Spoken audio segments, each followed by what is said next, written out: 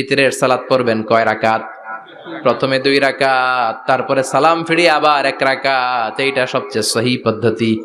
আবার মাঝে মাঝে বিশ্বনবী 3 রাকাত একসাথে পড়তেন, বসতেন শুধু শেষ বৈঠকে, এটাও ঠিক আছে। আবার আমরা যেটা পড়ি বাংলাদেশে, এটারও দলিল আছে, তবে আম দলিল, এটার খাস দলিল নাই, স্পেসিফিক দলিল নাই। বিশ্বনবী বলেছেন তোমরা বিতরের নামাজকে মাগরিবের নামাজ থেকে আলাদা করে পড়ো। আমরা সেটাও করি, কারণ মাগরিবের নামাজে আমরা 3 রাকাতের পরে এরকম আল্লাহু আকবার বলে হাত উঠাই, তো আলাদা হয়েছে না? আবার আমরা আল্লাহুম্মা ইন্না নাস্তাইনুকা পড়ি, এটা কি মাগরিবের নামাজে পড়ি নাকি? তাহলে পার্থক্য আছে না নাই? তবে প্রথম 2টা বেশি শক্তিশালী। রাতে 2 করে নামাজ পড়বেন, সব শেষে আপনি 1 রাকাত পড়বেন। বিষ্ণু বলেছেন ইজআলু আখিরা সালাতিকুম ফিল লাইলি বিতরা, তোমরা রাতের শেষ নামাজটারে ভিতরের নামাজ বানিয়ে দিও। সুবহানাল্লাহ পড়েন। এই জন্য